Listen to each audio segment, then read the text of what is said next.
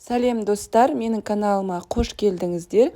Бүгін мен бір ғана алмадан ерекше тәтті осындай пирог дайындайтын боламын, яғни алмалы бәліш дайындаймын. Дәмі деген өте керемет тәтті болып шығады. Видеоны соңына дейін қарап, сіз де менің рецептім бойынша дайындап көріңіз. Және де менің каналыма жазылуды да ұмытпаңыз, сонда видеоларымды бірінші болып көресіз. Ал кеттік. Бізге қамырына керек ұн, қаймақ және бөлме температурасында еріп тұрған сары май. Ұнымызға шым-шым тұзымызды сеуіп, бөлме температурасында дәл осылай әбден еріп тұрған сары майымызды қосып, жақсылап араластырып аламыз.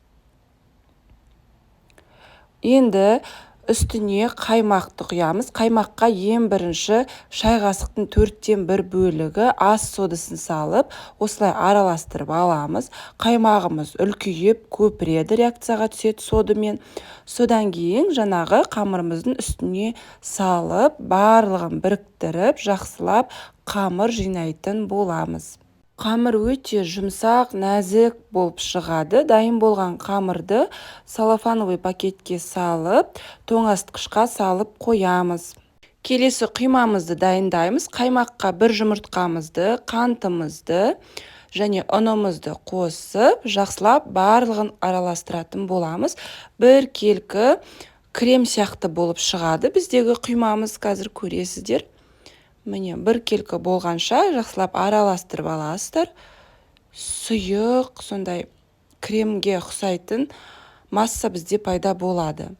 Келесі жуылған бір алмамызды артық сүйектерінен жақсылап тазалап аламыз. Алмамызды тазалап болғаннан кейін, негізі жұмсақ алма болса да жарай береді. Осындай кішкентай жіңішке ұзын бөліктерге бөліп аламыз. Енді жаңағы демалып тұрған қамырымызды алып шығып, тоңазытқыштан осылай формаға жаямыз. Мендегі форманың диаметрі 26. Енді осы қамырдың үстіне алмаларымызды әдемілеп қойып шығамыз. Барлық алмаларды қойып шықтық. Үстіне корица себеміз. Корица мен алманың үйлесімділігі өте күшті. Одан кейін жаңағы дайындап қойған құймамызды құйып шығамыз барлық жеріне. Болды, міне осы дайын болған пирогымызды алдын ала қызып тұрған 200 градуста 25-30 минуттай пісіріп аламыз. Әркімнің пешінің режимі әртүрлі, сондықтан өздеріңіздің пештеріңіздің режиміне байланысты пісіріп аласыздар. Дайын болған пирогымыздың үстіне қант ұнтағын сеуіп, не болмаса тағы да кокостың стружкаларын сеуіп әдемілесеңіздер болады. Мен қант ұнтағын сеуіп әдеміледім. Пирог өте тәтті болып шығады, себебі корица мен алма біріккен кезде өте сонда керемет тәтті дәм береді. Әрі дайындалу жолы да оп-оңай, тез дайындалады.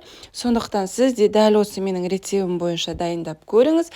Және видео ұнап жатса, соңында комментарий қалдырып, лайк басуды да ұмытпаңыз. Ас болсын!